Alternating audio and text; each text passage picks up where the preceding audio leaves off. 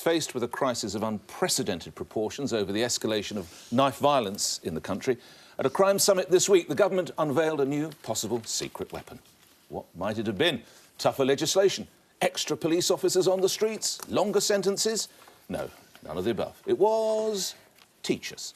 Yes, those charged with the unenviable task of trying to impart knowledge to our young, frequently against their pupils' will, are now on the front line in the fight against knife crime, as they could be instructed to inform on any youngster they think might be involved in, or about to get involved in, street crime or belong to a gang. And most worrying of all, they could face legal action if they don't inform. What don't this government get?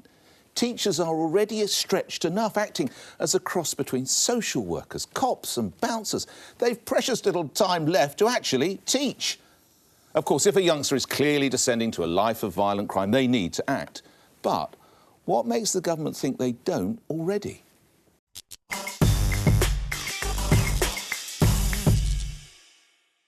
You know, Nick, we've debated this problem of knife crime and the tragedy of young people dying on our streets a number of times. I feel like there is a growing air of surreality about this debate because there are many teachers who notice when a child is going off the rails and would really like to be able to help that young person already. Many teachers feel that as part of their pastoral care, that is something they should do. This is a climate where in Lewisham, which is a London borough that's been affected by knife crime, some schools have lost £300 per pupil per year because of cuts. Schools in other parts of the country, in Stockport, having to close at lunchtime because they don't have the resources to run all day. The idea that in this climate where schools have been absolutely hammered by austerity, they are now in a position to take a more proactive stance in monitoring the well-being of young people is ridiculous. But I think where I disagree with you is that I think... So you are partly in agreement with it is part of what teachers do. And I just want to say, you know, I used to work as a criminal defence barrister.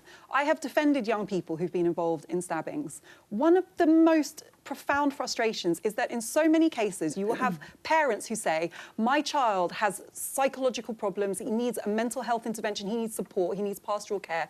I've asked my MP, I've asked my local authority, I've asked my child and adolescent mental health services, I've asked the teachers.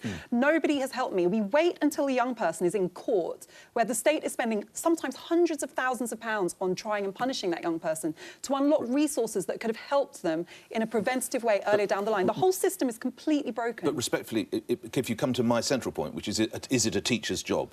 And if the teacher fails, they then get in...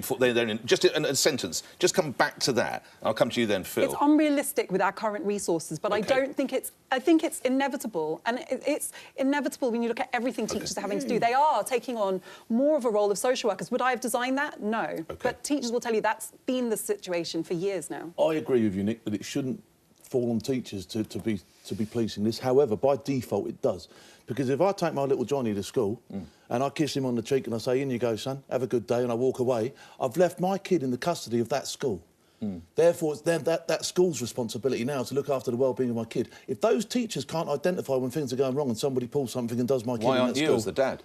What, so I can't walk into school and start battering people, can I? No, but hang on. But so now it's... I'd like to. Hold on. Now it comes to the teacher to identify that your son's a tearaway. Why aren't you identifying it if you're the dad? I may well do, but his problems may stem inside school. He doesn't display that at home because he's on his own. When he goes to school, he's got his peers, he shows off, and he's like that. That's when he becomes a problem because he's got other people around. I used to always say to my mum, she'd say, you're a show-off, Phil. I say, well, I can't show off at home because there's no one here to show off to. Do you know what I mean? So you only show off when there's other people around. Surely the issue is this is, again, authority up there saying to a bunch of teachers, here, you've got to now do this.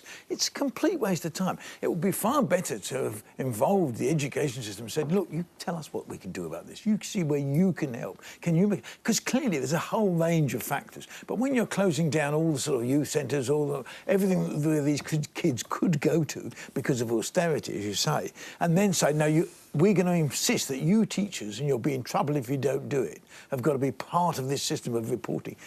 I mean, I agree with you. They'll do it anyway, but they're not going. But the idea that you're suddenly it's a disciplinary offence or something. Well, that's what we'll explore. Because Carol, when I read most worryingly of all, there's the possibility. I heard you, I think, almost nod in agreement with that because a teacher could lose his or her job. Of course, and I'm sure teachers already report kids they think are going off the rails and are carrying knives. I'm sure they do. But you know, and I'm not always supportive of teachers because when they talk about the overwork, you know, I think they have 14 weeks holiday to get over that. However, on this, I'm 100% 100% with you, because they are not policemen. We have 122,000 policemen in this country. If we are aware, if we know, and we do know this, that kids are walking through the school gates with knives in their pockets, why isn't there a copper outside the gates, or two coppers there, taking the knives every day for 2-3 weeks? Then, outside every school?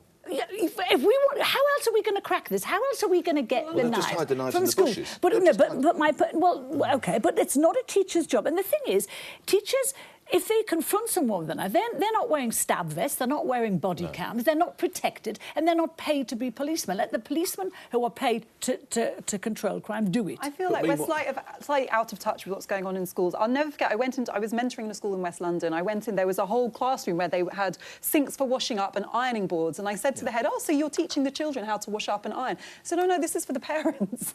We get the parents in and teach them how to do domestic skills that they don't know how to do. Schools have been doing this. I'm not saying it's ideal. It's the reality that teachers will tell you they have no choice. I just want to show you what somebody who's been very deeply affected by this issue, Kiyan Prince's father, Mark Prince, says about what children need from school if they're to tackle these problems.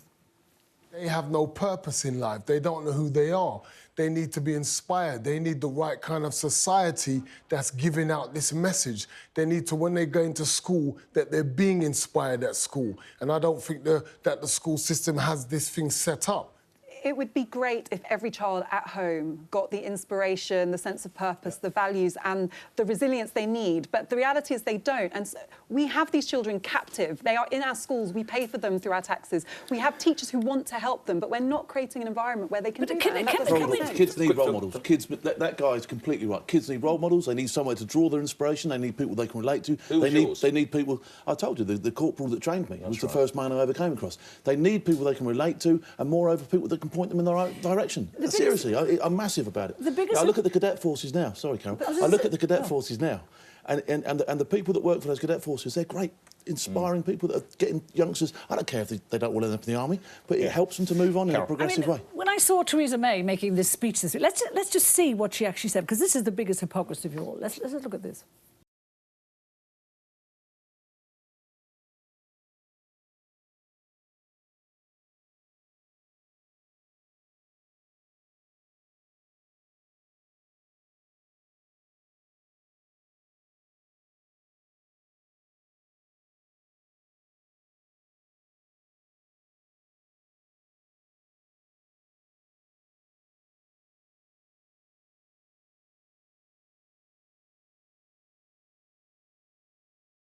This is the woman who 5 years ago reduced the powers of stop and search by 80% because she said it was offensive to black people. It is black people who are being slaughtered by other black people now. Kids are being assassinated in the streets, often on the orders of adult dealers. And there we have her who actually stopped us searching people for knives and weapons, saying that, you know, it's a disease. It was being clumsily done, though. But we are getting a long way from your subject. Actually, you need a comprehensive approach to all sorts of problems. Whether anyone's got the answers to this, I don't know, but what it isn't is to just say to teachers, now it's your problem. And already they're getting blamed. I've forgotten, it was about one of the teaching union bosses said the other day, the government is hinting the other day that excluding violent people from schools was one of the reasons that knife crime was rocketing. So they're being blamed already. And that's not their problem. They exclude kids because they're dangerous to other pupils.